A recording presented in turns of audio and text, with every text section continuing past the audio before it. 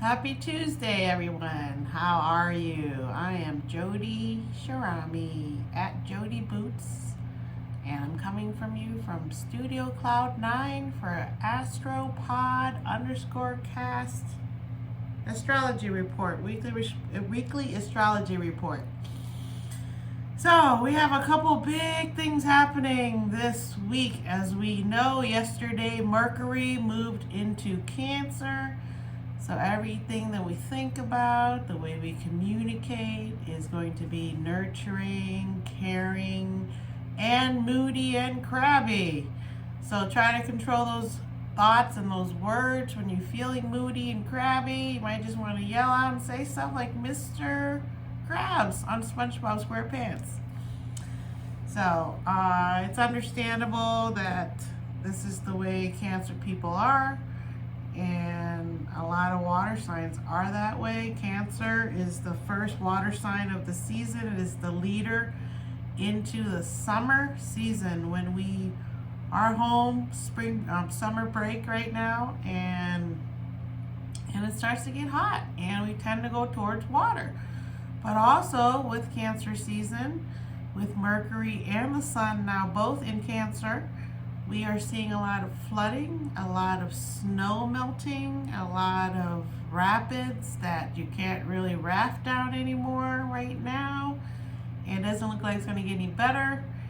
And a lot of things are happening in the water, such as the submarine that went missing and then found out that it had imploded underneath the water as it was heading towards the Titanic. So a lot of things are happening there.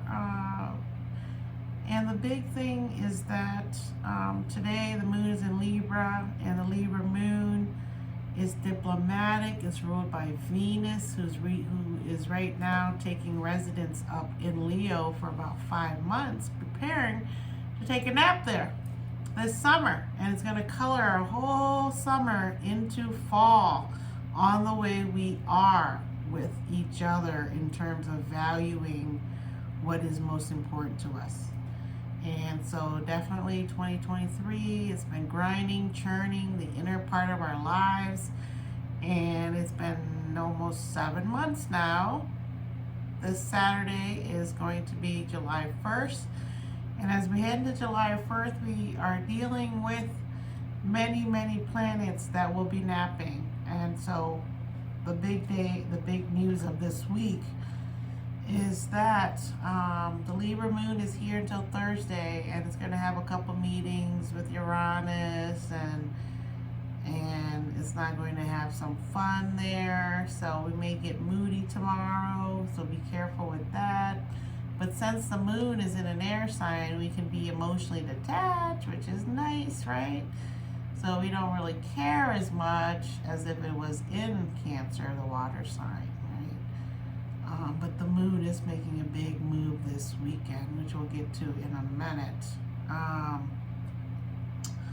And then on Friday, the planet Neptune, who is the ruler of Pisces, and has been in Pisces since 2011, which is my moon sign. Since 2011, there's been fogginess around my emotional life, and you know why? Because Neptune's in its hometown. And Neptune likes to stir up dreams, your subconscious thoughts, things that you want to keep buried, but they come up. So Neptune is the deep diver of all things. It is the last sign of the zodiac. It is the 12th sign, and it is mutable, and it is a compilation of all the signs that came before it. So as a Neptune Pisces moon, it basically means that my emotions are very wise and can understand and see people's motives emotionally before they may even know what they are thinking about. And as a child, it was difficult for me to understand that they were thinking these thoughts, not me. I wasn't going through any pain. I hadn't had anything done to me, but I could feel other people's pain to where I would take on some people's personas who may have been abused emotionally, physically, may have not had the best upbringing, may have self-confidence issues. I would absorb their energy and not understand that it wasn't my energy.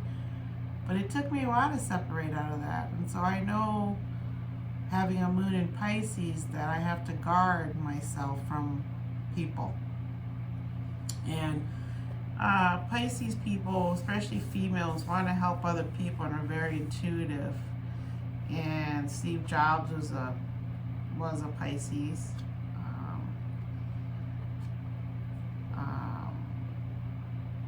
The crazy scientist, what's his name, also was a Pisces. Einstein. His hair was just always, when I feel that way sometimes, I've got it pretty controlled today, but I had to trim it a lot, and you know, it's getting hot, so I trimmed it. So now it's all looking a little bit better. But when Neptune falls asleep or takes its long nap in Pisces, it's going to do a number on us, especially if anyone who has Pisces in their chart. But Pisces that are born between March 13th through March 19th are going to be the most affected, according to astrology.com. So go check that out, astrology.com. They talk about what happens to each sign when Neptune takes a nap in Pisces, my moon sign.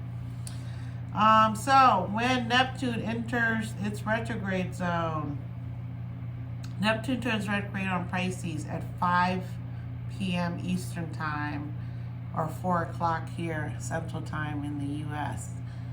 And it says that the Neptune retrograde cycle is a period of increased receptiveness. Even if we're putting some of our dreams on hold, it can be a time of indecision or feeling in limbo.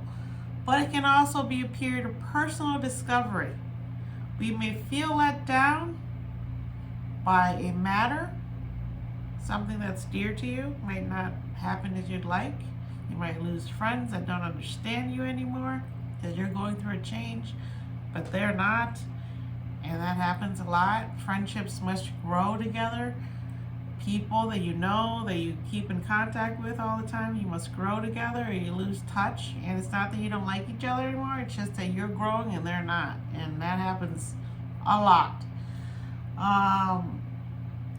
But it can also be a period that leads us along a new and improved path. And that's according to cafeastrology.com. So it's going to be a period of deep, deep introspection. It's going to be a period where you will want to really try to see if what it is that you value, because Venus is in Leo and Venus is really ruling us right now, because Jupiter is in Taurus for the whole year, and Jupiter is in Taurus, and Taurus is ruled by Venus. So Venus is coloring everything that Jupiter does. So you might want to eat more, drink more, spend more money, or you might want to have a garden that gets out of control like mine is. And you can see my garden on my recently made podcast for Ultimate Guide, the section Ultimate Guide. I speak about Venus going retrograde in Leo, and for 6 weeks, and what that means to us individually and collectively. So check that out. I'm going to post that probably simultaneously with this podcast, so it should be available. We'll see how my computer gets going this afternoon for loading things up. They're also doing work outside, so we'll see how that goes.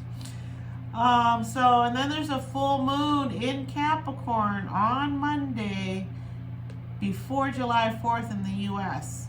And Capricorn moon. So the last time Venus was retrograde, it was in Capricorn. And now Venus is getting ready to go retrograde in Leo. But before all that happens, the full moon in Capricorn has something to say about all that, right? And the full moon is when something comes to fruition, we made a dream or something. We planted a seed during the new moon in Capricorn. Now that Capricorn is full, whatever we planted is starting to grow and give us fruit. And I actually have some tomato fruits out there. That's pretty true. So the full moon will increase all of that, right? And it's not a time to try something new. It's a time to enjoy what you're receiving right now, okay? And this full moon in Capricorn is going to be opposite the sun in Cancer, its partner sign that is the axis from each other. They're magnetically together, right? So on the one hand, Cancer is about home, about staying home, about being safe. Don't wander out too far. Don't go too far from home. Stay here.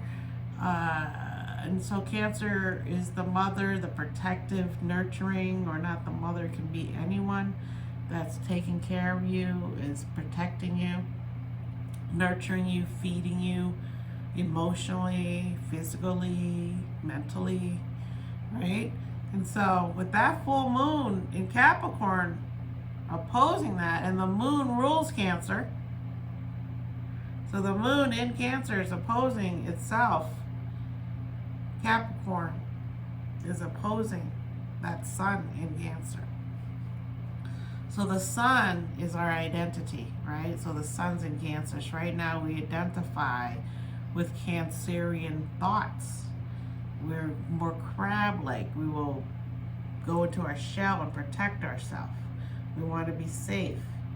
Capricorn is about your outer appearance, about work, about dealing with things like money and banks and paychecks and going to work, dealing with institutions, schools, everything that has to do with building things for a long-term purpose. So in order to get that done, a lot of times you have to go out of the house, out of your comfort zone, and forge a path. And so that's what Capricorn moon is saying emotionally.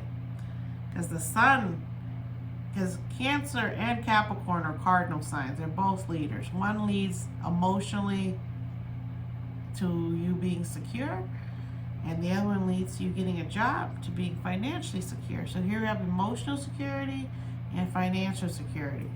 So you can imagine when these two meet, it could cause problems if they don't have other things in common, right? So if you have stuff in common, then you can get along pretty well, and it's magnetic, okay? But here we're dealing with the moon and the sun, right? So the moon is how we are inside, what we feel inside. So the moon in Capricorn is going to be a person that doesn't show much emotion, and when they talk, it's going to be very matter of fact, and they're not going to gloss it over with a lot of adjectives. They're going to get straight to the point. And they also, as an emotional moon person, they don't want to deal with any type of fantasy, any type of chance, any type of something I don't know. I need to know what's going to happen. If I do this, what's going to happen in the end? And I can't trust you once you hurt me. And that is the Capricorn moon. Think about the moon in Capricorn person, if you know one. I happen to know some people with that placement. And so when it comes to love and relationship, they're going to be very practical in love. They're going to be old-fashioned. They'll give you flowers. They'll want to court you. They'll want to date you. But then that Capricorn moon will also go deeper into your house, where they want the mom to have the kids, possibly stay home and take care of the kids. They might be old-fashioned. They might want their house decorated with things that are reminiscent of their mother. And they most likely marry a woman that's like their mom. If their mom worked, they're going to probably marry a woman that works. If their mom didn't work, they'll probably marry one that wants to stay home with the kids. So that's the thing about Capricorn. Everything has to do with familial ties.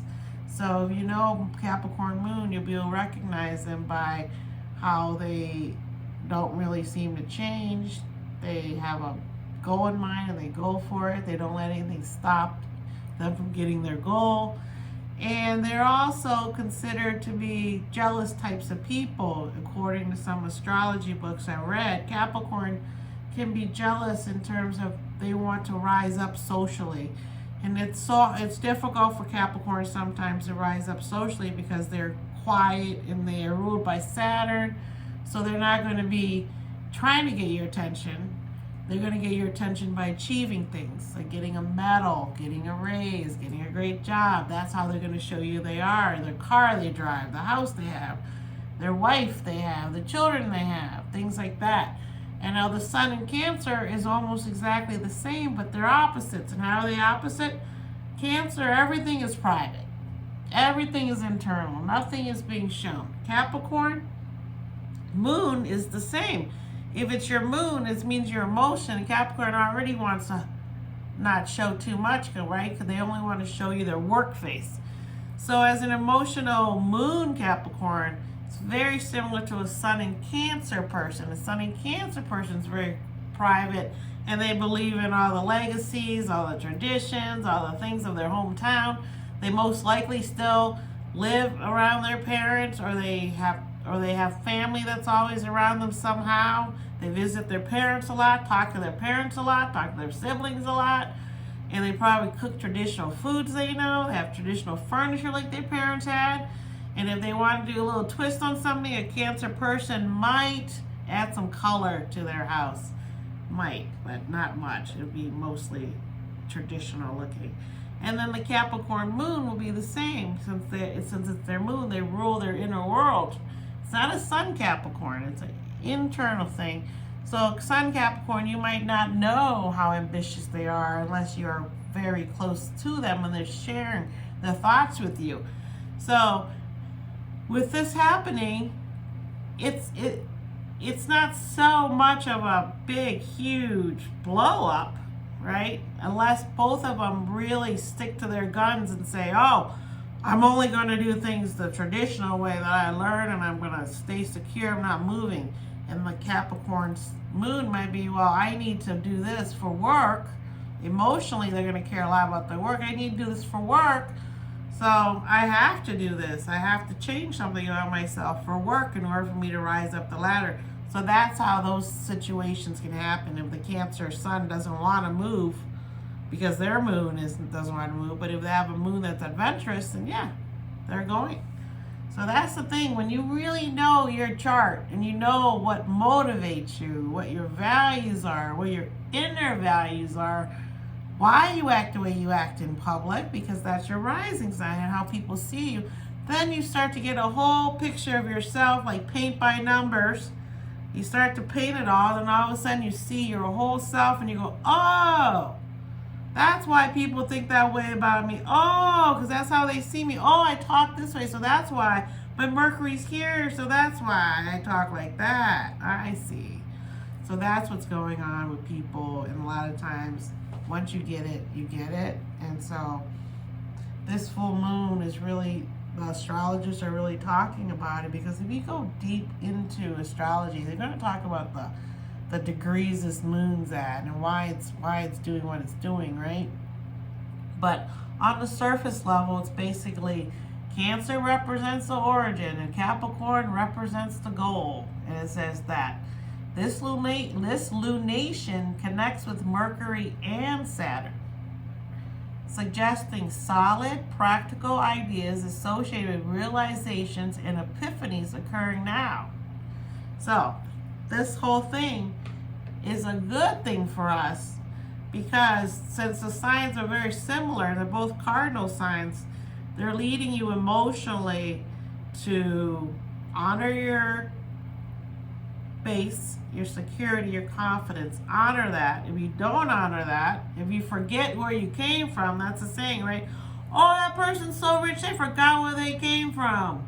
They throw food away like it's endless supply of food because they have so much money, whereas they forgot when they were little they used to starve all the time. And so now the opposite of that is throwing food away. It gives them power. They feel powerful, right? But that's not what you're supposed to do. As you get older, when you realize things, you're supposed to realize, oh, I'm rich now, so I can help people that are poor by giving them food, by giving money to the bank, a food bank, by giving food away to homeless people, by just doing things that are kind and understand we're all connected spiritually, right? And so really the cosmos is asking you that. Because you notice it's not the sun in Capricorn opposing the moon in Cancer, right? Because the sun is different than the moon.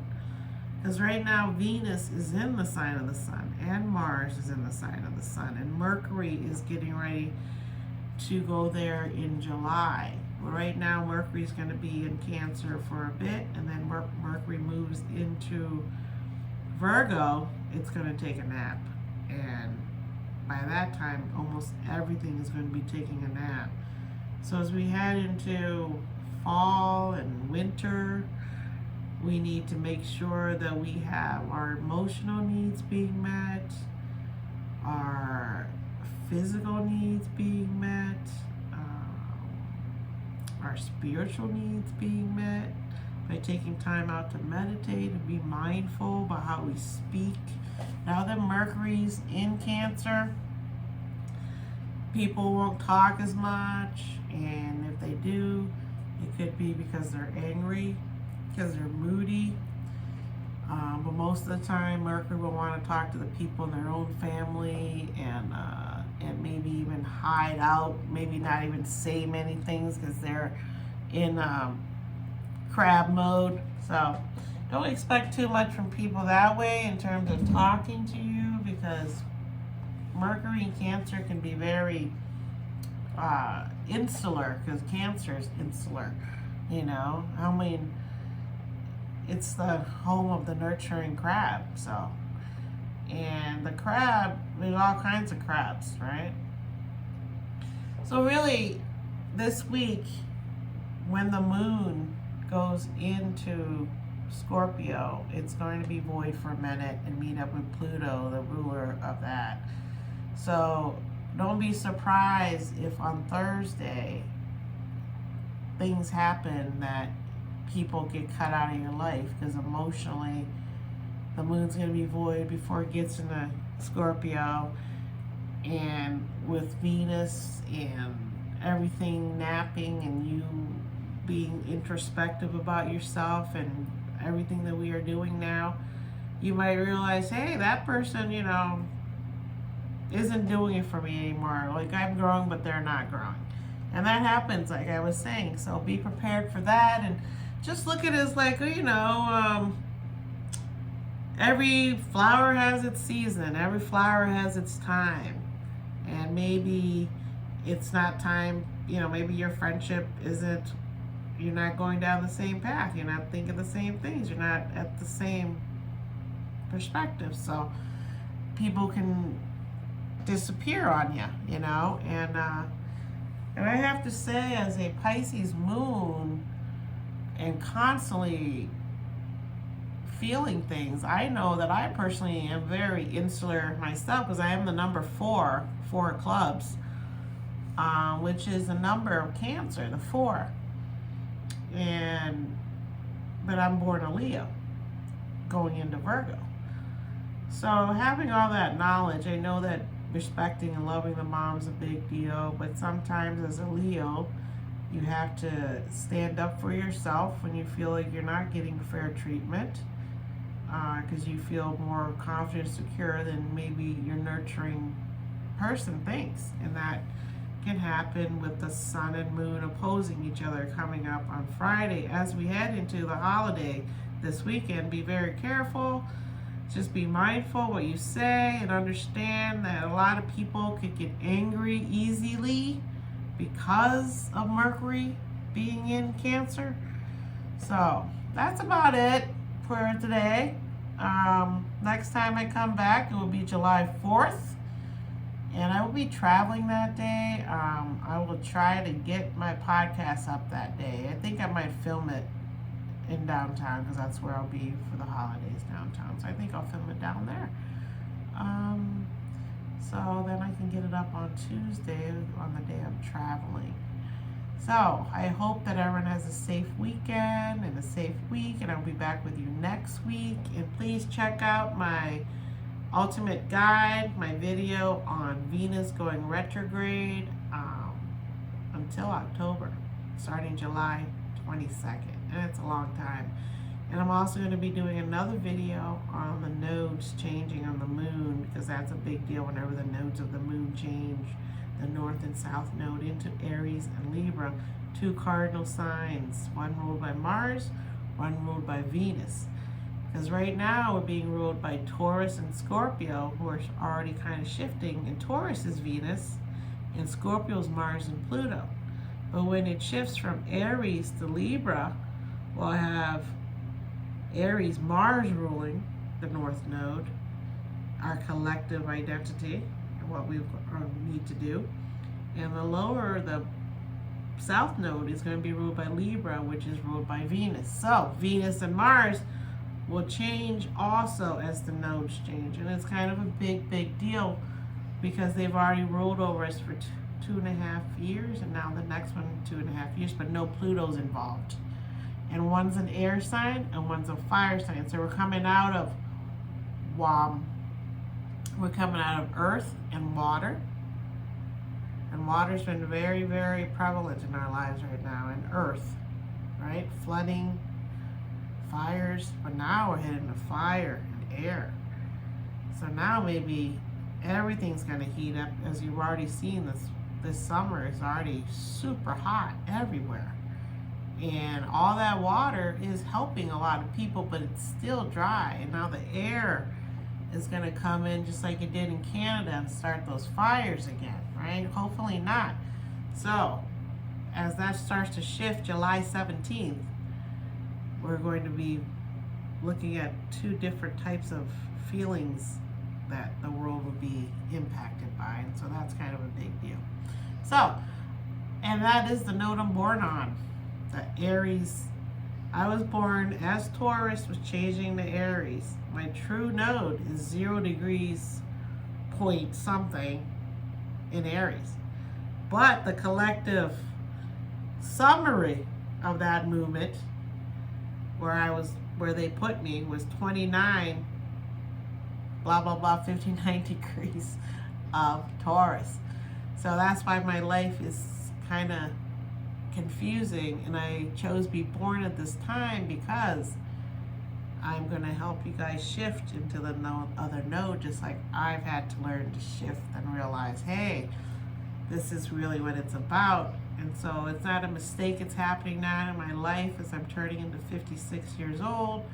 It's not a mistake. My monks in Thailand chose my birthday as February 29th, but I was actually born August 22nd. So it's not a mistake. All these things happen when you're born, what reason you're here. Everybody has a purpose. And you just have to accept that sometimes we're all connected. Even the people we may not like, even the people we want to ignore, we're all connected.